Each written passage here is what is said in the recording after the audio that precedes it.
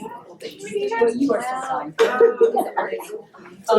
to hold it on. Have to hold it down.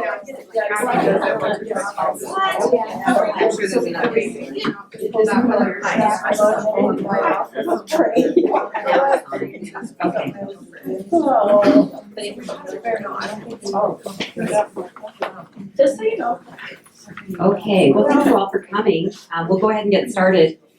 Tonight, we're very happy to have Francine sponsoring it, a presentation by Abby Finetti, Vaping and Marijuana Use and Your Body, and she's also going to talk with us about a lot of health aspects of this. So I have been pleased to know Abby for 12 years, I think.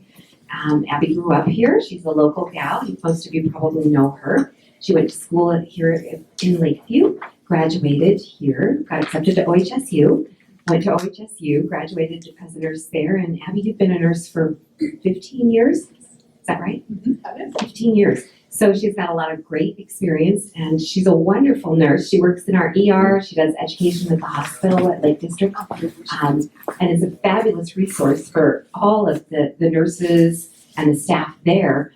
So we're very pleased to have Abby with us tonight. Welcome, Abby. Thank you so much. I really don't know if I need this. Yeah, you do. I do? Maurice, are you sure? Hold it right there. Hold it right here, okay. Okay. I do talk with my hands a lot though, so thank you, Teresa, for the introduction, and thank you all for coming tonight. I'm really excited to have this conversation, and I hope that that's what this could be, is a conversation and not just a monologue up here. I do have notes on the table, sticky notes, and if there's any questions or things that you want to jot down, things for later, please feel free to use those. This is a presentation that I am fortunate enough to go into our schools and give to the 7th and 8th graders. So I was asked by this great group of women to go and speak with them in May. And it was the same presentation that they received. And I love going to talk to our students and to our teenagers. Everyone's always very respectful when I go, and they're so eager to learn, which I like too. But that being said, please, it is the presentation geared for 13 and 14-year-olds, so keep that in mind. Another disclaimer is that I'm really focused on adolescence and teen health, so I'm not going to be talking much about adults and adult choices, right? Don't really want to get into legal and ethical issues that adults face and choose every day. So we're going to be talking about teens and how we can affect teen behavior and the health of teens. So we'll start with vaping. Vaping, it looks like and sounds like water, right? But actually there's a lot of sediment and chemicals in there, and even salts. So there's nicotine salts in there, that are really harsh to the lungs.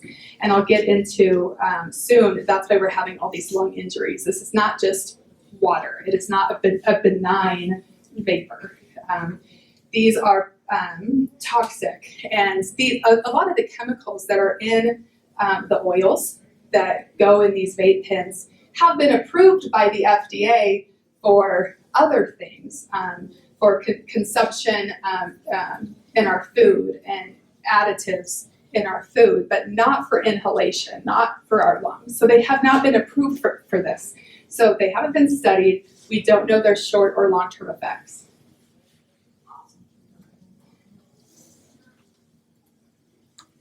There are many kinds. So I've got kind of older models all the way to the newer models out there. They've certainly gotten or been more techy, more fancy.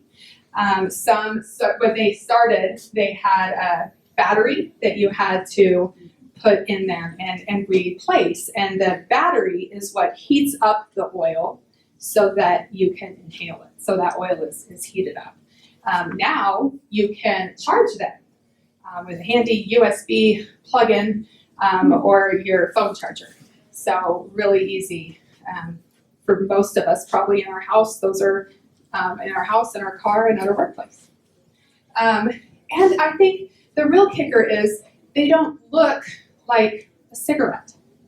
This doesn't look like a cigarette. So if you ask any teenager or preteen, would you ever use an e-cigarette? They're going to probably say no, right? They're going to say no. This model, so I'm going to pick on Juul quite a bit. I'm going to pick on this one. Juul has, so Juul has about 70% of the market of this brand. And I did some research yesterday. I was in Bend for a trauma meeting. So I went to the smoke shop and I did some research. I don't know if Charlie will reimburse me for this. We'll have to ask him. But Juul comes in two strengths, a 30% and a 50. Okay. So your average cigarette, as the gentleman behind the counter explained to me, if you were to really work on it and inhale every bit of that cigarette, you would get about a 20% nicotine from that. But each inhale is about 1.2 to 2%. Okay? Each inhale of a cigarette can be up to 2%. Well, the inhale of Juul is 50. Per inhale? Per inhale. And this isn't a metered dose. So as much as you can inhale is as much as you can get. These things are real slick. I mean, it really does look like a USB thing. Would fit in a pocket or a backpack really well. They charge there on the USB from your computer, and that charges up the battery. So you don't have to replace the battery on this. Now, one thing that Juul has done, which is really smart for its brand, is you have to buy the Juul pod that goes with it. So only Juul pods can go into the Juul system. And they come in lots of great flavors. So I'm pass this around. I don't know. This was the first time I had actually ever seen one of these. I'm happy to pass it around. Please don't take the pot. I didn't charge the battery, so. I have to read the instructions to you though, because I really got a kick out of these. So it says, first take small puffs to get a feel for the vapor, then ease into inhaling. Like any new experience, Juul may take some getting used to. If it feels too harsh, try inhaling less and puffing more gently. Don't give up. You'll find your perfect puff. Now this packaging does have the, 1/3 of the packaging does have a warning label, which is required for cigarettes. So that's at least makes this product up to speed.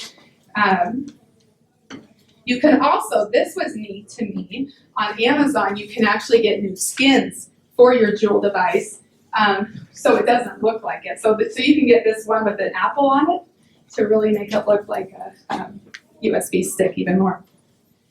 But again, they have most of the business right now. So a single cartridge, a single thing, and in one of those boxes is a refill. So a single pod is as much as a pack of cigarettes, a single pod. And again, I think that's incredibly unsafe because you don't have, a pack of cigarettes to count down from 20, right? You have this pod, and there's not a metered dose to it. So as much as you inhale, you just inhale until it's empty. So if you're inhaling big or little, I really don't know how long it lasts. And it's different for every person.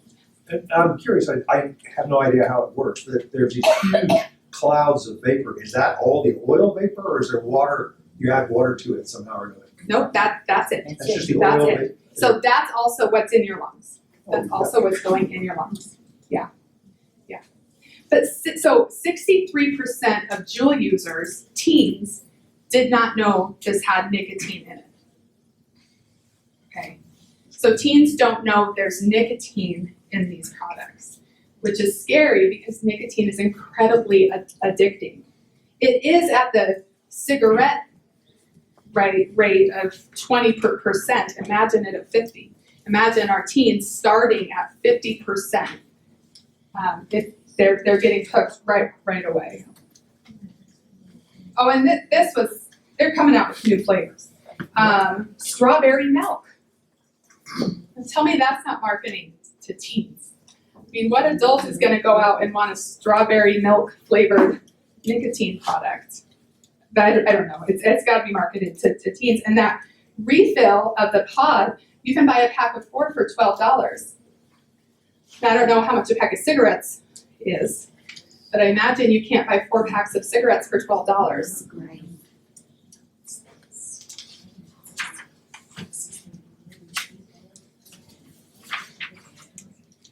So I got to thinking about this, and my poor children. I asked my son. He's 12, and I said, "Would you ever smoke any cigarette?" He says, "No." I said, "Well, what's it look like?" "Cigarette." Okay. Well, would you ever vape anything else? "No." "Well, what do those look like?" "Well, vapors." All right. Well, we've got some work to do. So I bought another one. So there were at the smoke shop at least a dozen other brands. Okay, so Juul has the corner of the market, and I think it's a concentration, and I think it's the ease of those pods. I mean, they're pretty easy to use, they're easy to refill, they're easy to hide. But then there's all these other ones that you don't have to have that brand of pod. Okay, this comes with an empty container, and it has a little tank in here, and you can put any kind of oil you want in there. You can put nicotine oil in here, you can put THC oil, you can put CBD oil, you can put motor oil, I don't know, you can put anything you want in there, okay? And you put it in here, and you snap it together, and you'll see there's a little slit right here in the corner, and that's where you inhale. You can plug that into the phone charger right there. Well, I guess I can't return that now, Teresa. There's a great flavor. Pass that.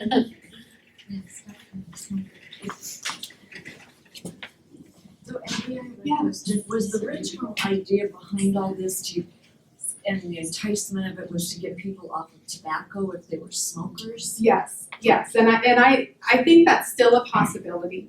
When I went to look at these extra oils, so the one like this that you can put any oil you want in, there are the different levels. So you can buy a 0%, 2%, 3%, 6%, all the way up to 50 in different flavors of oils. So I think if you were trying to stop smoking and you were self-disciplined, you could start at a 20% oil and work your way down to the 6, 3, 2.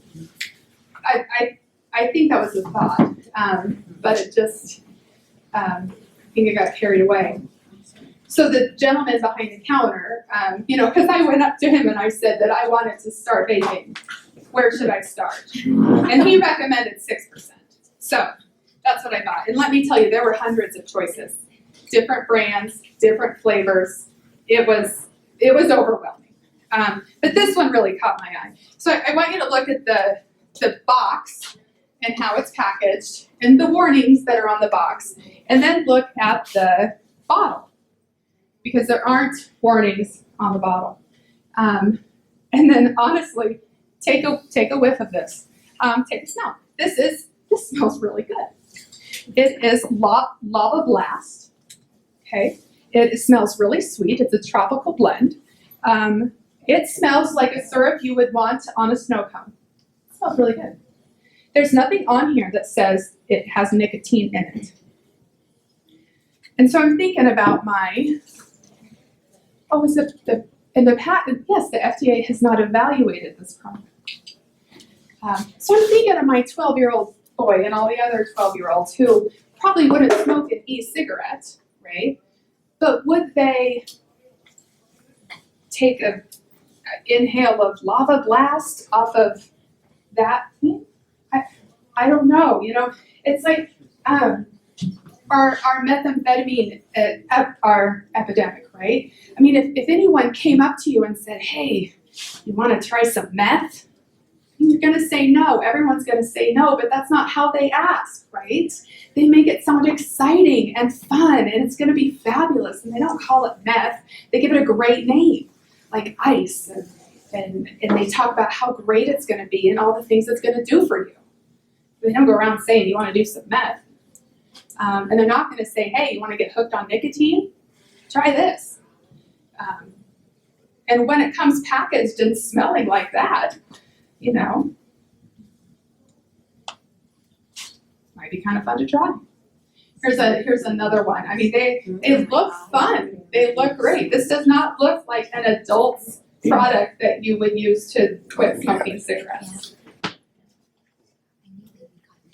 And this is nicotine.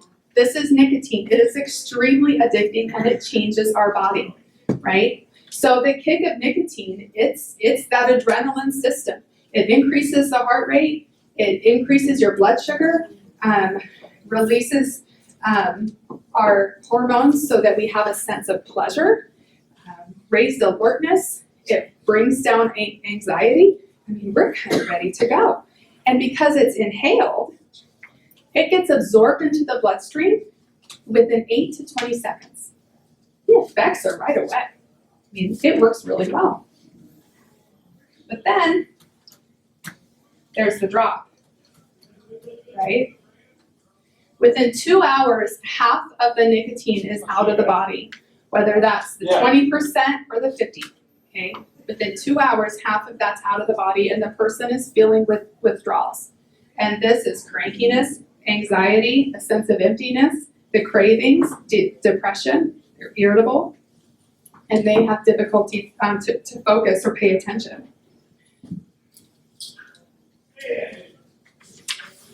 And again, I'm trying to think of this as a teen, okay, if I'm a teen. And remember, 63% did not know this was nicotine, okay, but they're still doing this. So if you take out the title of this, and you have lava blast, and this is what it's going to do for you, that might make me run the race better. That might make me play a game like a better athlete, or pass my test, or stay awake in school, and it's, if you don't know it's nicotine, you're more likely to try it. You say that nicotine is at least as hard to quit, as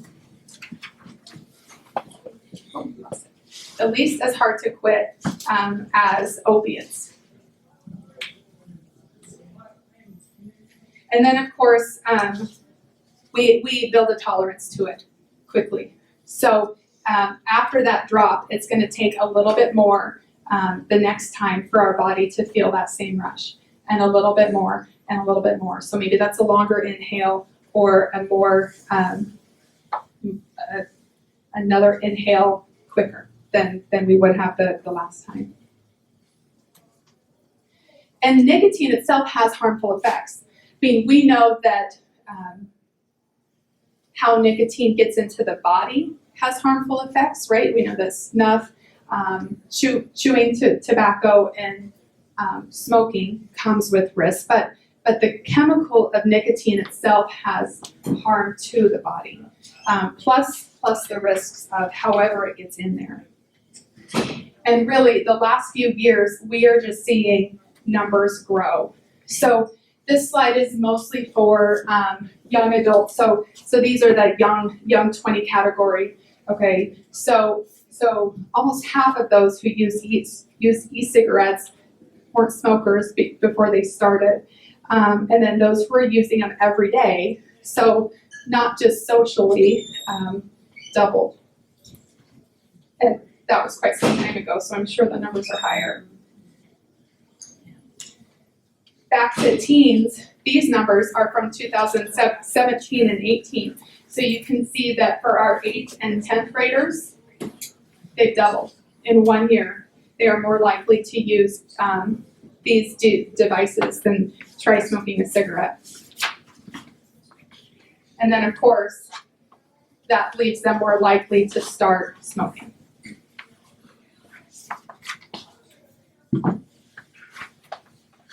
So let's go back to what's in there, right? What else is in there? Nicotine's in there, and a lot of nicotine's in there. So recently, the FDA said, wait. Before you put a product on the market, we want to review what's in there, okay? Which is nice and makes sense. But that was really only 3 years ago. And then in July of 17, they gave an extension to the companies till August in 3 years. So these companies have an extension.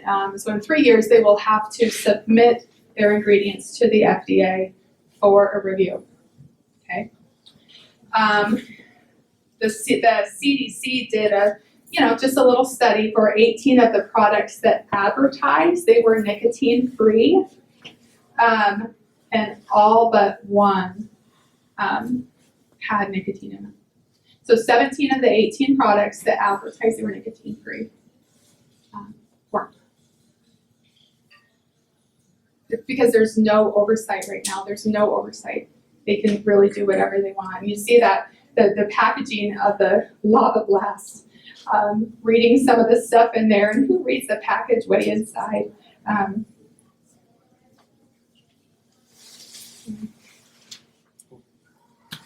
So chemicals that they are using to make the oil so that we can ingest it are chemicals that have been approved for other things, but again, never studied for absorption in the lungs. A big one is for formaldehyde. And I believe that one box says that it contains it, which sounds lovely, but I wish it was on the bottle. And all of these are part of the reason why we're having so many of these lung injuries, because these are toxic. These are poison to our lung tissue. So there are no federal policies restricting the indoor use of e-cigarettes. Granted, states and cities certainly can. There are no federal restrictions on the flavoring of them, but certain areas and several cities have prohibited the sale of flavored ones. There are few restrictions on marketing, but they can all be marketed on radio and TV. As of last August, there had to be a nicotine warning on the exterior package, but not child-proof packaging yet. There is not a federal tax on e-cigarettes, but states can have it. 8 states do. Oregon is one. I did pay a hefty tax. A good sized tax for these. The federal age is 18, and then Oregon and 12 other states have made the limit the same as alcohol. And so you'll see on those it says 18 plus and 21 plus. But you can buy them online if you've had online verification, which as far as I can tell, when I get through the process, it's just hitting the button, yes, I promise I'm over the age of 18.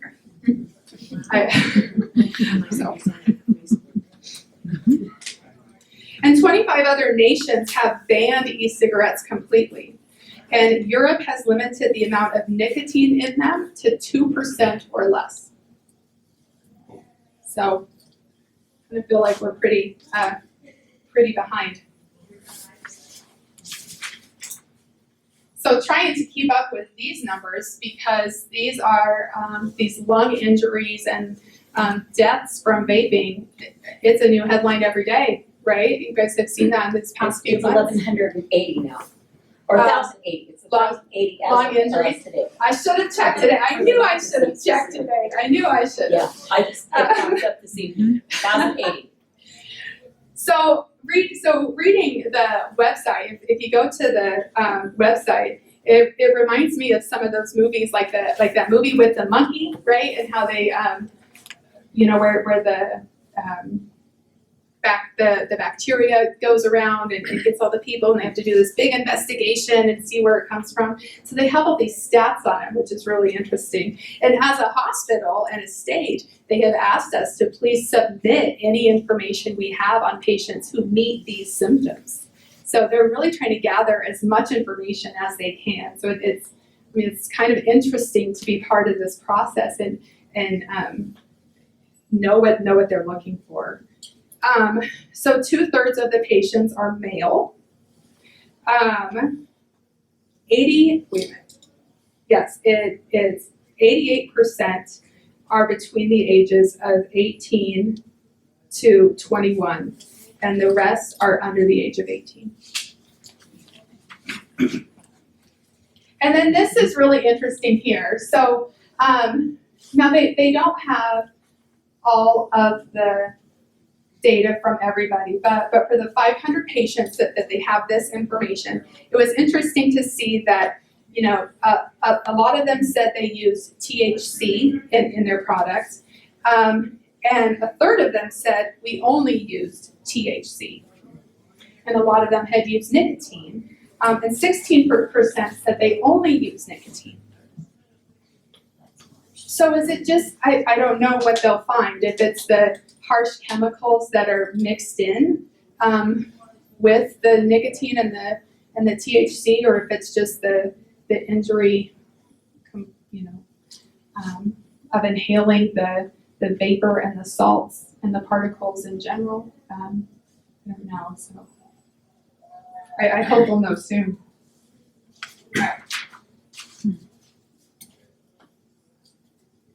Any other questions on vaping? I'm gonna kind of shift gears, yeah. Why are they adding the other chemicals?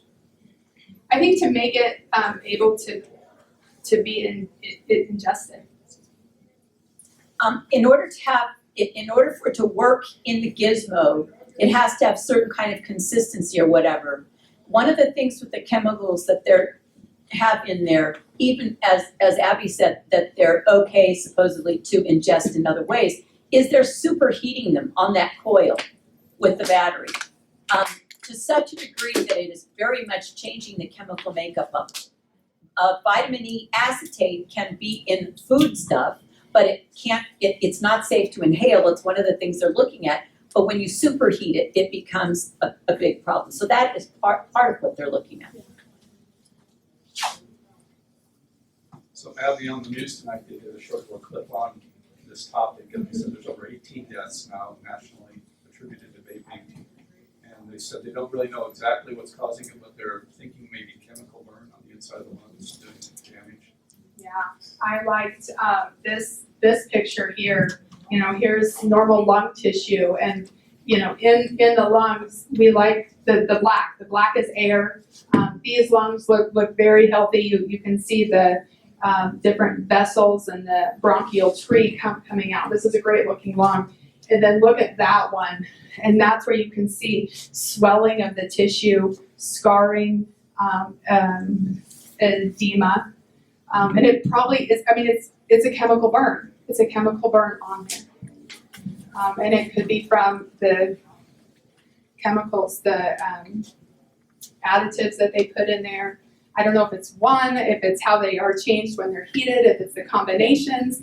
And until we make these companies start saying what they put in, I don't know that you'll know. So August of 22, Jewel, I don't by know. the way, Jewel has agreed voluntarily to pull all flavored products, period. Oh. They have, just in the last week or whatever, maybe week and a half, whatever it was. The other thing, was that, they do tricks with the vapor. If you go online, they bring it into like a tube, and then they blow it out onto a glass table, and don't get any ideas, you young folk. And it looks like a fog down there, and then they can go make some fancy motions, and they can make tornadoes and all kinds of stuff. And so just imagine how much they have to take in order to perfect doing a trick, and then get their other friends to do this as well. That one's pretty frightening. What was the other thing that came up while you were talking? Jewel. And I know we're picking on Jewel, but that's because they deserve it. They actually claim, we're not marketing to kids. And yet, I have screenshots from Instagram where it says, "Oh no, Dad, it's just a USB." Tell me any 21-year-old who has to say that to their dad. It's clearly marketed to teenagers. There is no question. It's good that they're going to pull off the flavorings. I think there's 5 or 6 states now that have absolutely banned it completely. Yeah.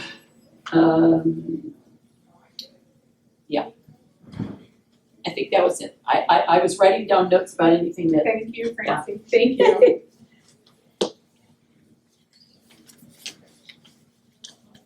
Well, as questions come up, please stop me, write them on the pads, whatever, okay? But we are gonna move a little bit. This is a great picture, I love this picture. These are trees, okay? These are trees. And these are people. So they're actually really big trees, right? These are people here and there are people up there. So how did the trees get this way?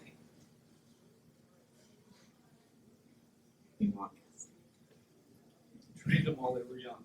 Yes, while they were young, right? They mold them. I imagine this is like a park in some city like Ashland, very cool, very trendy, very hip. Okay, what about this one? Not a park in Ashland, right? But same thing, right? Some external force while the tree was young, right?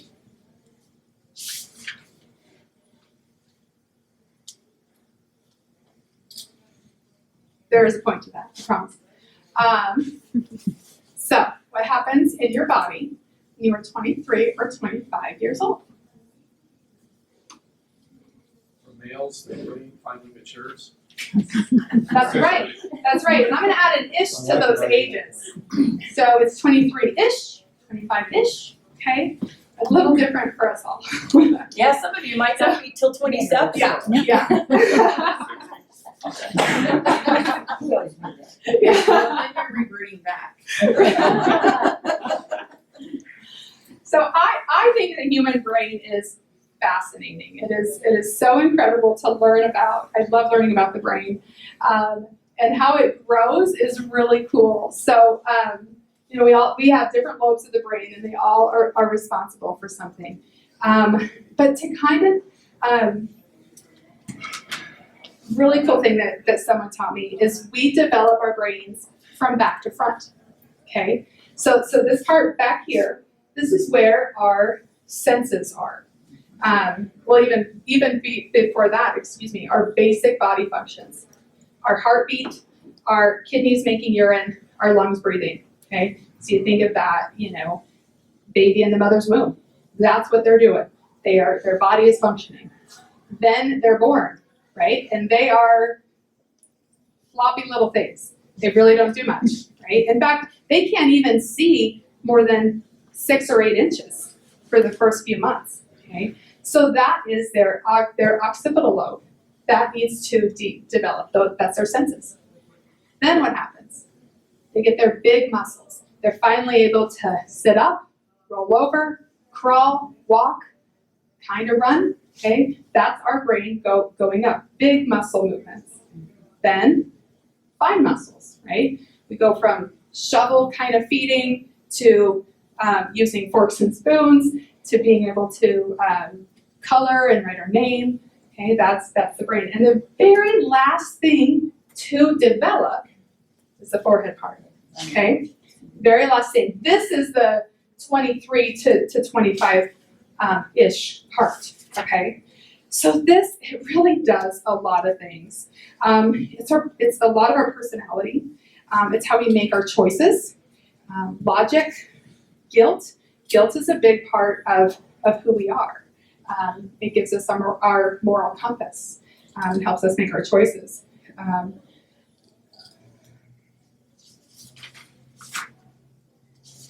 We have a coworker at work. When I was talking about this, she goes, "Yeah, I get this." So my son, he was an older teenager at the time, and she said, "So I'll know that his is developed the day that he actually, takes out the trash. Instead of taking twice as long to balance the paper plate on top of the full garbage can, he'll take 2 or 3 times, the time it would take to take the garbage can out.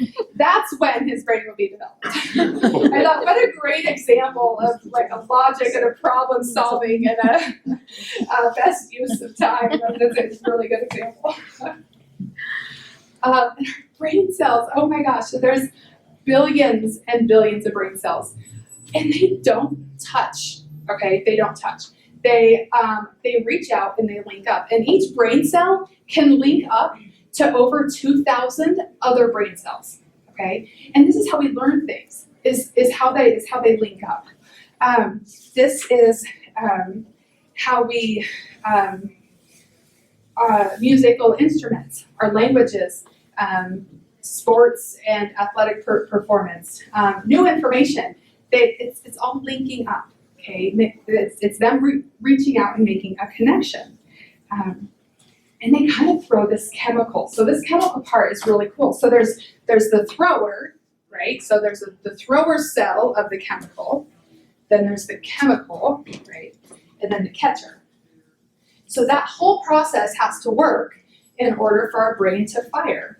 And of course, it's happening tons of times for everything that we do. So if you think of, I'll use depression as an example. If you've heard of the term, if somebody has a chemical imbalance, okay? So that can be in a couple of different places. Maybe the thrower cell has a problem getting enough of that chemical out, okay? Or the catcher cell has a problem catching all of it. So there are different drugs that can help either the thrower throw more or the catcher get more, okay? And our whole body is like that, not just our mood, but all of our memories are like that. It's so fascinating to me, excuse me. And then, this is how smart the brain is too, it prunes away what we don't use. Because why wouldn't it, right? If we're not using a brain cell, why would the brain keep feeding it oxygen and blood and sugar? It's going to focus all its energy to the cells we are using. So think of a young child who maybe grew up or spent the first 3, 4, 5 years in a different country, then moved to the US and the family spoke in English only. Eventually, that child loses their first language because if they're not using it, they lose it. Same with instruments and same with other languages that we use. If we don't use it, we lose it eventually because the brain will prune it away. But the brain really wants to reach out and connect. It wants to reach out and link out to other cells until 30. So until 30, that's actually a natural process. The brain is supposed to grow. Those cells are supposed to reach out and link. And then after 30, it kind of settles in. So it really is harder to learn new things after 30. That old dog saying, there's something to it. It's possible, it's definitely possible, but it's more difficult.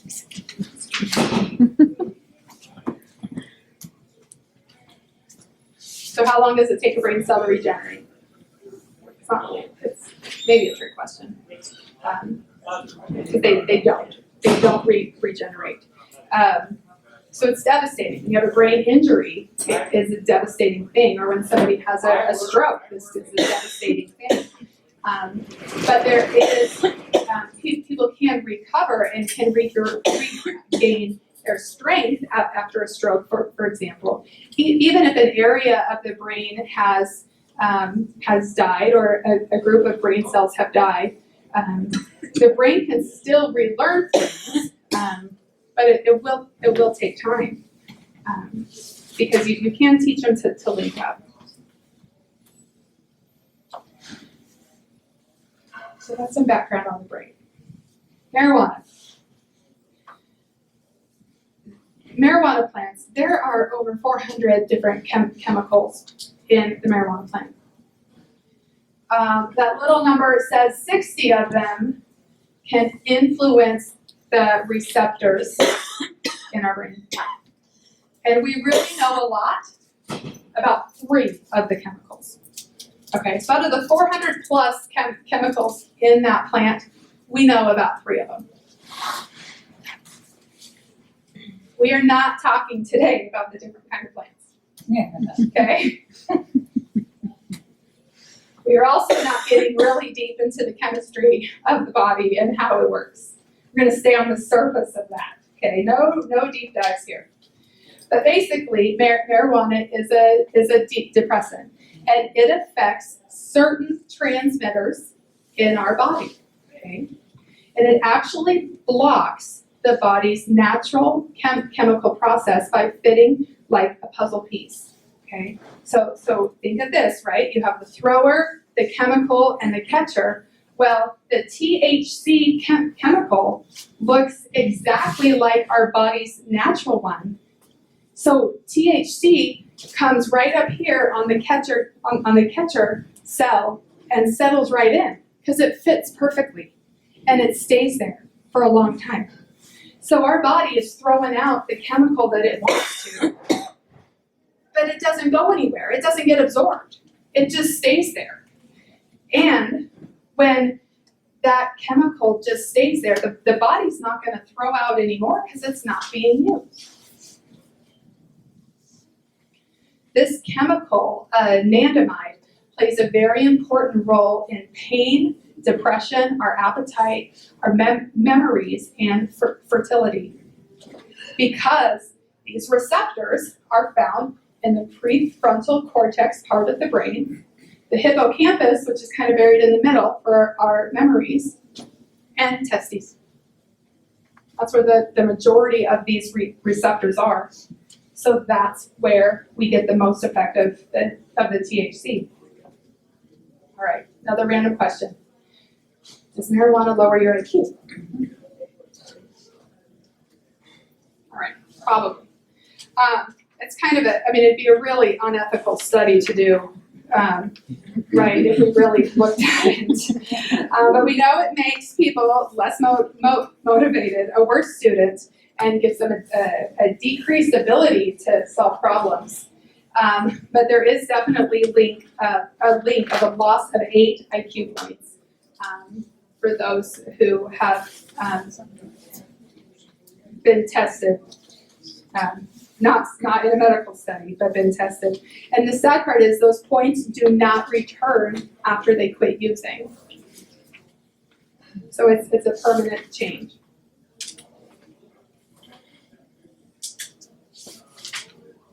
Because of the involvement of that prefrontal cortex and the amount of THC that binds to those cells, it increases the risk of mental illness in people.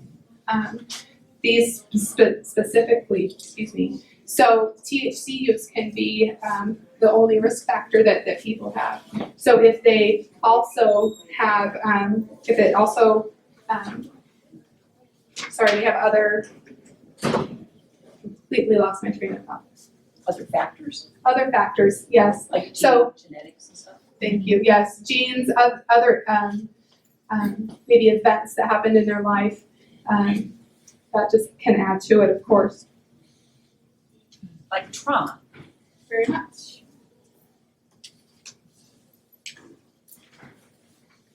Now, because of those receptors and being found in the reproductive organs in females, marijuana can actually decrease estrogen and increase testosterone. So what would you expect for men? Opposite, right?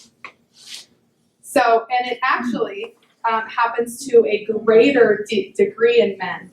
Okay, so in women it increases testosterone, and in males it can increase estrogen because of the amount of receptors found in the testes. So men actually develop breasts. They have a decrease in their testicular size, a decrease in the ability to get an erection, and a brand new form of testicular cancer linked to marijuana use alone. It really changes the body. And think of that bending tree, that bending tree analogy. When we affect cells that are growing and that are growing in that, when we influence cells that are growing, it takes a bigger change. Think of a pregnant woman who does drugs while she's pregnant. We know that at that stage that the baby in her is developing, that will be what is affected. So if the kidneys are developing the day that she does drugs, we can expect that baby will have kidney damage, So for teenagers, the systems that are developing, prefrontal cortex and the reproductive organs, those will be most affected by the things we put in our body. Permanently. Okay. Well, how much pot is too much, right? We want to know, right? If they use once, or once one weekend, or maybe 1 month of using, how much is too much? And no one knows. No one knows. So the percentages of marijuana have changed dramatically in the past 50 years. More than likely, if somebody is going to smoke marijuana, the percentage is going to be 5 to 8. Edibles, if you get something to eat, the percentage is 20 to 30. And then the oils, which we talked about a little bit in vaping, that concentration is 90%, which is quite harsh. But again, there's no study that says if you eat, this many edibles, this many, at this age of your life, this will happen. We don't know. We do not know.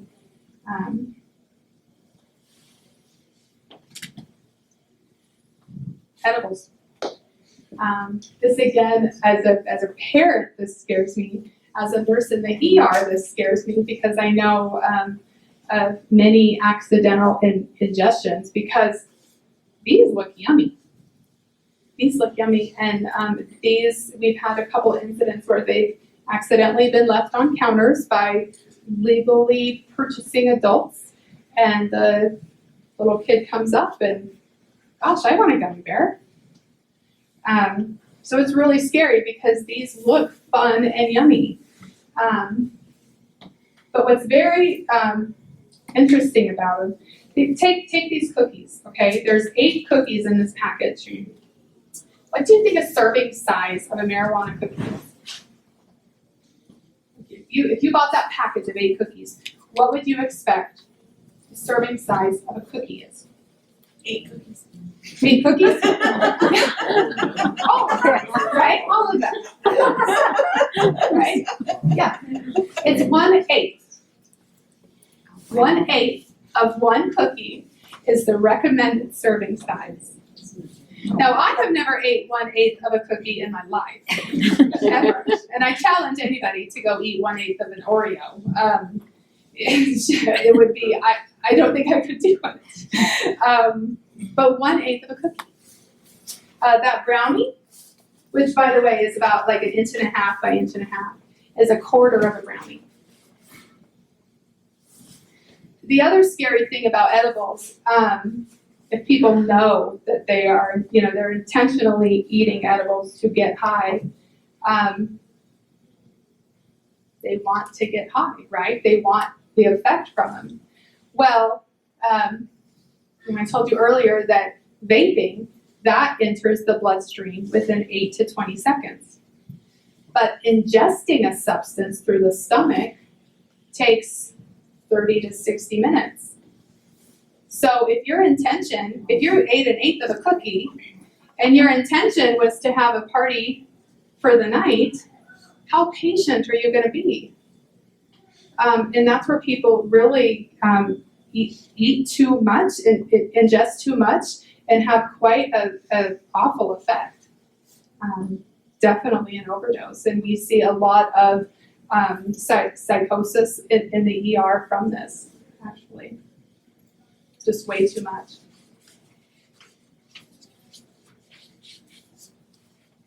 Okay. I'm tying together all my brain stuff. I know I get really excited about it, I do. So these are SPECT scans, and they're really cool. So these normal brain, healthy blobs, those are bright and colorful, and that is energy in the brain. That is activity, that is cells firing and linking up with each other, normal healthy stuff. Let's look at this Alzheimer's brain, okay? If anybody familiar with Alzheimer's, have a family member maybe. There's a lot of holes here, right? There is a lot of cells that have been pruned away by this illness, okay? That's the nature of that illness. It's really devastating. So you can see the amount of inactivity in this brain. Marijuana abuse, so this is somebody who is currently high. They got some cells shut down, right? Some cells are shut down, not being used. The more often your cells are shut down, because THC is a depressant, the more often those cells are shut down, your body's going to say, I don't need these. I'm going to prune them away. Okay, so now we have to do a little bit of math. This is a 28-year-old with 10 years of weekend use. So when did they start? 18, okay? A 38-year-old with 12 years of using every day. When did they start using? 26. 26. A 16-year-old with 2 years of frequent use. When did they start using? 14. 14, isn't that incredible? And this brain, the 16-year-old looks the worst. And that's just because of the developmental stage of the brain cells and where that 16-year-old brain was. I'm not going out and saying, hey, at 26, you've got a green light, you go ahead, because adults, adults make their own decisions, right? We all make good and bad decisions. Adults can make bad decisions. And again, like I said, this is a talk for adolescents and teens. But this slide for me really shows it. Of course, I'm kind of nerdy about the brain. But this, if you don't use those cells, you'll lose them. And this is a permanent change. Okay. Got to take care of our bendy trees. So I have just a little bit more, because my passion is ER and trauma nursing. And I love working here in Lakeview. It's really an honor to take care of friends and family, but I would also love to not have a job, right? Wouldn't that be great if you didn't need an emergency department for ER and trauma? So anything we can do to prevent illness and injury, I'm all for it, right? Car seats, helmets, seat belts, flu shots. I want it all. I want it all. So this last little bit is pretty passionate. I'm passionate about. So what else in our society really has an effect on the brain and its neurotransmitters? Oh, wow.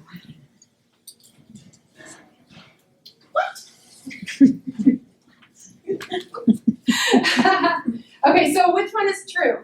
More than half of all teens have been the cyberbully, or half of all teens have been bullied online. Which one is true, you think?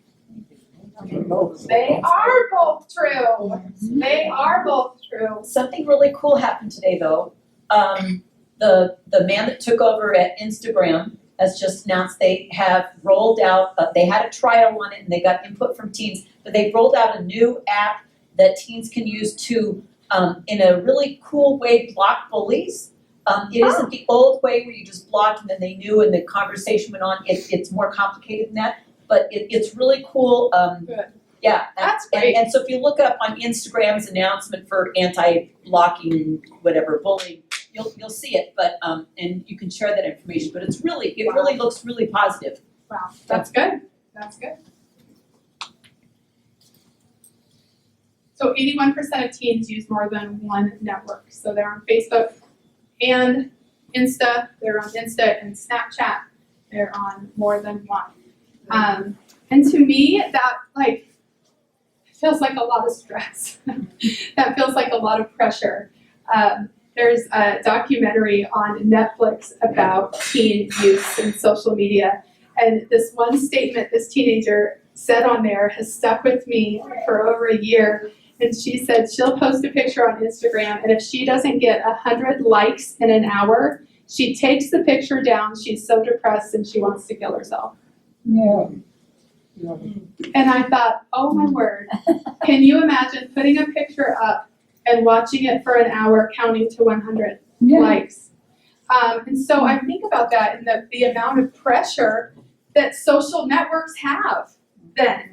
If you post things and you're watching who likes it and who says what, and if you have to reply to a comment, that's a lot of pressure. Okay, give me a guess here. Average, this is American average teens. 6, 8, 9. So all screen time, okay, so this is gaming and computers and laptops and phones. So, I mean, you can do the math here. If we get 8 hours of sleep and 7 hours of school, and we're involved in sports and instruments, and we eat 3 meals a day, and hopefully bathe and shower ourselves, and have some homework, and maybe hang out and talk with our family, that's 22 hours. So where is 9 hours of screen time fit into that day? Sleep. It's sleep. Sleep and probably school. I mean, let's be honest, maybe school. And family, friends, maybe the dinner table. I don't know. Bathroom time. The bathroom. I find it interesting when I get to go into the health classes, I ask for a raise of hands of what students sleep with their phone in their bedroom. And almost every single one goes up. Almost everyone goes up. And I hear all kinds, I need to listen to music and it's my alarm clock and I have to do it. But I tell you, I think the ringers are on and they're under their pillow so that they can be alerted when comments are made and messages are done. And they're not getting sleep. So when anybody doesn't get sleep, we get headaches, we have muscle pain, we're tired, we have decreased ability to process information, and long-term effects are even worse. Okay? So more than 2 hours of screen time a day is related to decreased language and vocabulary for toddlers. That makes sense. They are actually a shrinkage in the frontal lobe of the brain for gamers. There's volume loss and inability to suppress emotions. To suppress impulses. Damage to the area responsible for empathy and compassion. And inability to connect the physical signs and body language with emotions. And violent behavior. This is all screen time, all electronic.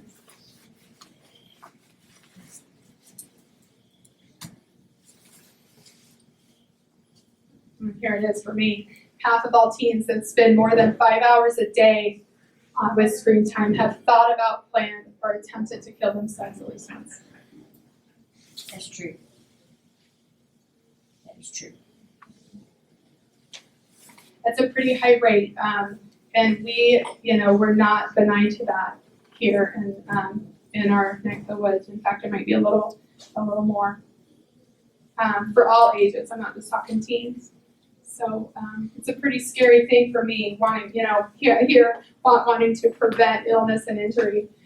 So thinking about increased use of technology in our society, decreased amount of sleep, and then if you added vaping and THC, kind of a rotten setup for adolescents. So, Francine Winters is here with prevention, and she has a few things to add. And then I'd love to have any discussion or questions. You get the microphone Oh, too. really? You do. I have to hold the thing? You do. I don't need a microphone. I said I didn't either. I know. Yes, you do. Hold the button down. Yeah, okay, can you hear me now? Yeah, teens don't have, okay. It was interesting when you're talking about the brain, because we're talking about, I'm doing media and messaging literacy in all of the high schools right now. And we're talking about the brain because we're talking about how the environment around us affects us and our choices. And so one of the things that you didn't actually talk about that you might find is really fun with the kids is to talk about the lizard brain. Do you know what I'm talking about? That early part of the brain she was talking about here, they call it the lizard brain because it is responsible for fight, flight, freeze. And so it is the most primitive part of our brain, the earliest part that was formed and is still formed. And when other things aren't working, and we are designed to go back and revert to the lizard brain. And so when a teen is like, oh my gosh, I can't believe I just said that, that's because it just went back to the lizard brain, because this part of their brain up here for the choices is not formed yet. So it's kind of fun because they kind of go, they have fun with the little things that come off the internet that says, blame it on the lizard brain and things like that. The lizard brain, it does not respond to logic. It won't do it. It won't, it doesn't go there. So I'm just going to fill in a few things. So let's play a little game, and it's going to be a little bit different than what you said. I'm not sure whether because of the age or what it was where we got the information. But I want you to guess what the THC level was in pot or marijuana back in the 60s and 70s. Anybody? What was the THC level, you think? 7%. It was a lot. Less. Huh? 26%. No, it's 3%. It was 3%. Guess what it is today? The average marijuana, cannabis, 30 to 33%. Now, in Europe, that was considered for a long time more progressive, the big thing about go to Amsterdam and get high and all that. Than the United States back in the day, 16% is considered, anything at 16% or above is considered a hard drug. And it is handled like a controlled substance. We're at 30 to 33%. And as Abby pointed out, when you dab, which is get that little peppercorn of concentrated, super concentrated THC, and you put it on a vape pen and you superheat it, you can get 90 to 98, even 95, 98% THC. Okay, so that's a little freaky. So that is clearly not your college roommate's pot from back in the day. You can get oils with or without THC now. The products claiming that they can provide pain relief, they are marketed mostly towards seniors and baby boomers. And you can get oils that you rub on and stuff. And a lot of people say it does them a lot of good. There are people that use these products because it helps them get off of opioids and stuff. The state of Oregon has legalized pot both for medicinal and recreational use. I gotta say though, there is no other substance that has been legalized for both medicinal and recreational use. Just pointing it out, just so you know. Very true. And these are designer substances. They have names like Blue Dream, Big Buddha Cheese, Amnesia Haze. Yeah, that, I don't want to get high off any of those, right? That's not my purpose. I'm just trying to kill my pain. Sorry, my prejudices were showing there. Each categorized for a specific market, for a little niche. This one is supposed to help with depression. This one and this one are good for PTSD and all that. Now, there's no research behind any of that because we can't research cannabis yet because it's still federally illegal and therefore it's a controlled substance. So there's very, very little research on it, which makes it very complicated for us to know the dangers. And just think about what's happening now with when we went ahead and allowed the market to decide that we should go ahead and legalize it without research. Right? Yeah, that's worked out for us real well right now. So current research says that anything over 5% THC is addictive. That's what I got. What you said something 16 or something? What was it you said? Anyway, I don't know. Anyway, so that was the current one that I found. And so when people say, and they say it all the time, however, just saying something over and over and over again does not make it true, folks. So they say, oh no, pot is not addictive. Well, back in the 70s and 80s, when pot was one step away from being a rope, it probably wasn't because it was 3% addictive. But now at 30 to 33%, it's a different story. And Well, so, and then add in, I've been going back to the teens, add in that brain that is younger than 23, right, younger than 25, that logic center, our reward center isn't deep developed. That makes teens more likely to become addicted. Yep. They are one step closer than the mature brain adult to become addicted when they try these substances. They're already one step closer. and they're using the same marketing techniques that big tobacco used and that vaping used. It's the same playbook. Oh, this is a healthier product. In Colorado, the claim was, nobody gets, really aggressive on pot, and alcohol use will go down. No, that's not what happened. Alcohol use went up, and plenty of people can get aggressive on this new style of pot. So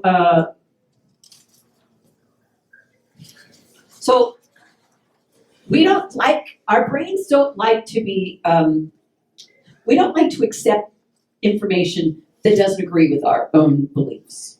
And the smarter we are, the more that we will take logic and throw it out the window and find some way to go around it. So just because you're smart doesn't mean you're going to accept the logic. That's just not the way people work. It's not the way the brains work. And so that is the difficulty with having, we have really high numbers of users in Oregon, of adult, and of course because of the normalization, which means they see kids now see, a little guy out there with the hand waving and they have, we agreed to have to change the rules so they could have a dispensary, and then we had 3, like right away.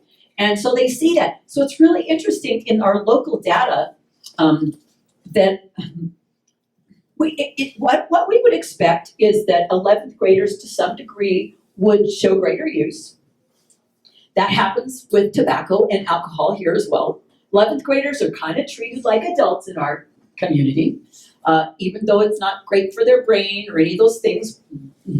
It's just the way it still is. It's still like historically part of the culture apparently, and so there we are.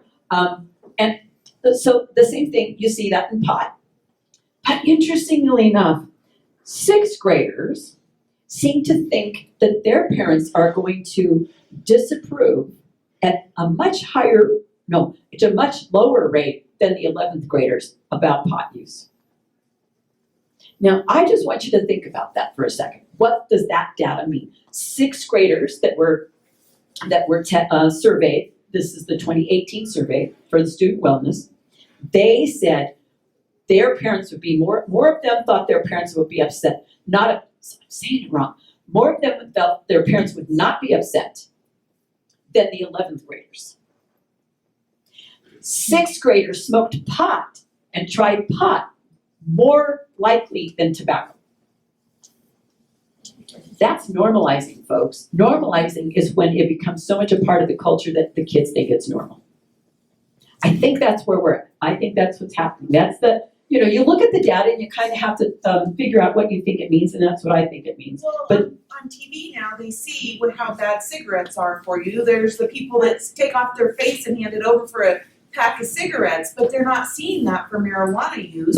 no, And marijuana has become legal for Yeah. recreation use. which so makes it seem like it must be okay. And they hear all that old myth about it's not addictive and everything. And it took us a really long time to get where we are with tobacco. And tobacco was way, way down. And then here comes vaping. And they did the same thing. And the reason that the FDA went ahead and said that they would approve the vaping without the research was because it was already, it was touted as a way to help adults quit smoking.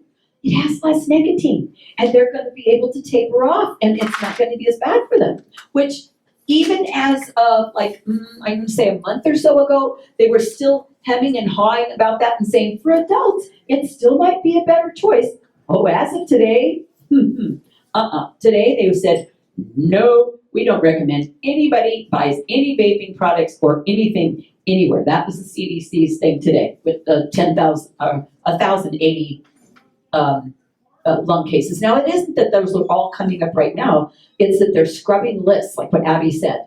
They're scrubbing the list to find these mysterious cases of mysterious lung diseases, and they're connecting the dots there. People need, so smart people don't want to believe things that they don't already go with their own values and what they already think. And data and science isn't going to change their minds. But what does change it for people is they need stories. They need emotional connection. They need to laugh together or feel sad together and or feel curious. Scaring people to health does not work. That's not going to help us. But that's why we do in prevention what's called positive social norming, which means, it's a fancy way of saying, we're going to find the common values and we're going to reinforce them and build on them and increase the kids and everybody's resilience, their ability to go, I'm not going to try that. I've got this other stuff going on. And that's what we try to do. We want more people to make healthy decisions. Positive social norming is community-wide peer pressure. That's what it is, kind of in a nutshell. Because the people that insist on doing those bad things that we all agree as a community are not healthy and helping us go forward in a good way, we're kind of ostracizing them and, no, you can't smoke here, you can't smoke in our parks, you can't smoke close to the door. We're kind of pushing them off a little bit. And so what we want them to do is want to come back into the fold and join us and be healthy. That's what our hope is. So we want to make positive changes, and in order to do that, we want to walk a balance between the data and encouraging the healthier behaviors. So if we think we can go out there and scare people to health by telling them what we learned, we got to try to find a balance, a way to walk that line. So that's what we're going to encourage you to do as you go forward. So I want you to chew on this data. From 2004 to 2014, there was a 28% decrease in the students' perception of harm of using marijuana. And that's just continued because of norming, because it's normalizing, because they see them on the dispensaries and they see the guy with the hand and they hear everybody smoking and buying stuff, and it's part of the common life for some people. Students' perception, we did the disapproval part, I got to that. Perception of parental disapproval is similar now to the state levels, except for those 6th graders. Looking at Colorado's experience. We look at Colorado because Oregon doesn't have that much of a track record yet. But Colorado, not only did alcohol go up, but the demand for social services went up. Crime went up. Trauma and traffic fatalities went up. Homelessness went up. Rehab and recovery, we would expect that, of course. The festivals and the events that were built around pot smoking, some of them including families, those went up too. Again, normalizing that in culture for a new generation. The part about the social service demands going up was kind of alarming. And I'm not positive that that's what we're seeing, but we are seeing this increase. Klamath has talked about it with us. They're seeing this huge increase in people moving from other states to our state and wanting social services. One lady told a story of, and this is on a film made in Colorado. She told a story of working for a nonprofit that helped people that were struggling. And right after recreational use became approved in Colorado, she got this big influx of people, and boy, they wanted their services, and if you wouldn't give them to them, they got really upset.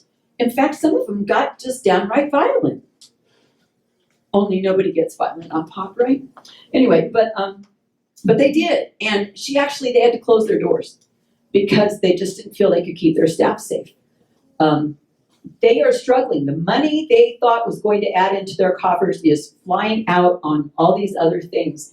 And it's a big social experiment. I'm hoping, fingers crossed, that Oregon has learned something from Colorado's experience and that we're going to do better than they did with this. Because we are a culture that believes adult choice is important. So again, it's really important that we look at young brains and that they're developing, they're forming, and that's where we focus our efforts on keeping it away from them. We already know we have an alcohol and tobacco problem in our town, especially alcohol. Our alcohol rates for young drinkers is crazy.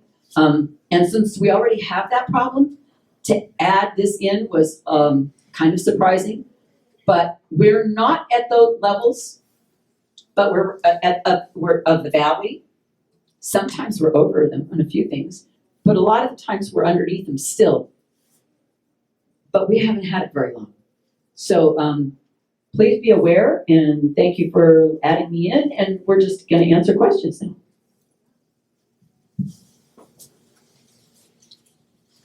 I feel like that was just a ton of information. Yeah. I agree with that you can't scare adults into behaving properly, whatever the issue is. But I think with kids, you have a lot better chance to influence them. And after you go into the schools and telling them what drugs and alcohol and tobacco and stuff does to your body, that made an effect on me when I was in 8th grade. I think that can have an effect because kids are much more impressionable and willing to listen. And I try to make it positive. I think it's good for kids to have something that they are looking forward to and something that they identify themselves with. So if they are an athlete and that's who they see themselves as, and they identify as a high school athlete, and knowing that marijuana is going to make them a worse athlete and compete less, and or vaping is going to harm them when they crash off the nicotine. I think that's going to be their motivation. But I do believe in educating them on they have to know that it's not benign. It does affect their body, and I hope this, the part of their brain that it will permanently affect their body. I hope that gets through too. Well, on a lighter note, I just think that maybe every class should take a field trip twice a year down to the hospital and sit and look at the pictures while you're waiting for an x-ray. If that wouldn't scare the bejeebus out of you, it does me. I hate going down there and going, whoa, my goodness, look at this. But I think pictures say a lot to kids. I really do. Well, they do, and I think you know, my children are young. My children are, gosh, what are they? 8 and 12. Yeah. You know, and for my son to say, yes, I wouldn't smoke an e-cigarette that looks like a cigarette. Well, you know, in the realization for myself that he's not going to know what that looks like. So I have to tell him, I have to show him, get on Google Images and show him what all these things could look like before he's, you know, at his friend's house for a sleepover or in the locker room or after baseball practice. Before he's at these places where these are, I have to get to him first. And my kids are young enough that I can do that. I don't know, there's this whole group of kids who are already in those situations who clearly, if 63% of them don't know that there's nicotine in that, And they we're tell missing you, them. they'll tell you, that they don't smoke an e-cigarette, they don't smoke a cigarette, they don't smoke a vape pen. Oh, but yes, I Juul. A Juul is a separate thing in their heads, and you have to ask that question specifically to get the answer, oftentimes. And remember, they control like 70% or more of the market. Who enforces how they're selling the vape stuff in stores and that kind of stuff? Is that a state police thing or the OLCC? OLCC. OLCC. Are they doing a good job? We have we recently did both a retail assessment on tobacco and alcohol across the county, and we did pretty darn good. And then OLCC came in and did some, what you guys might call stings, you know, where they come in and a kid looks like they're underage or whatever, and nobody sold things that they shouldn't have. So they didn't do a lot of it. They only went to a couple of stores, but we did well. Because we pretty much have an epidemic at the school. Yeah, I think they're probably getting mostly online, I'm gonna guess. Okay. I'm guessing, or the other thing that where most kids get alcohol is an older family member or a sibling buys it for them. So if that's true, maybe this other might be true as well, until everybody understands how dangerous it is. And that huge rush that Abby was talking about, the nicotine, it is really hard to quit. Those young people in their late teens, early 20s that have started, that are talking about being freaked out about this, that are trying to quit, are having a very hard time. And they're like, wow, this really sucks. Think about tolerance. You think about, you know, you're started with something that gave you that much nicotine and your tolerance is building up. And now you have to have how much nicotine? Oh my gosh, that's just really gonna be difficult. Do you have any stats on the Zen pouches? They're like a pouch that just has nicotine in them. That doesn't have, it's not chewing tobacco, it's not. So it's just a pouch that goes in your mouth? Mm-hmm. Yeah. No, I don't, sorry. But have you, they're sold here locally?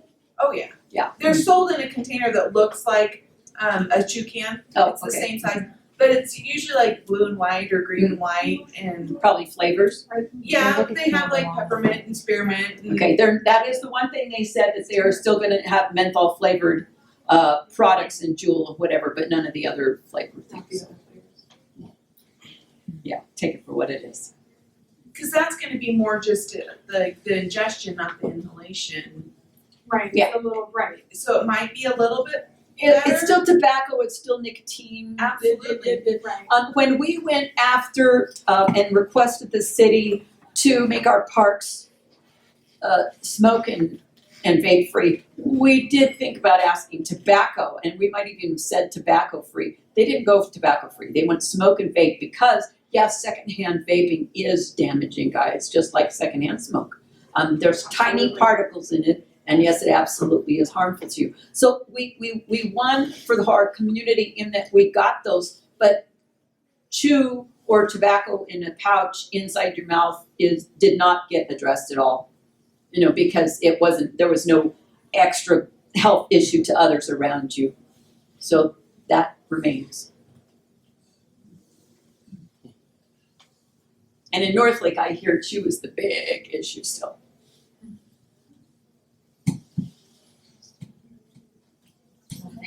Yep, there's handouts over here. Now, please come see handouts on edibles, forms of marijuana, just a bunch of different things about marijuana, also about vaping. We went out and did a presentation at the open house in Northlake, and they created a double-sided thing for us at the health district that we gave out for teens, and then a version for parents and teachers. And so, feel free to take something if you want to have something to educate others or share or whatever you want to do. Thank you very much, and thank you for your support. When you see these issues come up, it would be great to have you advocate at a city council or a county meeting, whatever, if you felt so inclined. Thank you both so much. Francine Winters from Prevention. She's works with us at the hospital, and Abby Finetti, our excellent nurse at the hospital. Please have some treats back there. Take these handouts. Take a look at these boards and spread the word. That brain did not look good. And any young men that might be in this room, developing breasts and smaller testicles don't sound good to me. So tell your friends, okay? Thank you all for coming. Let's give them all a big hand, please.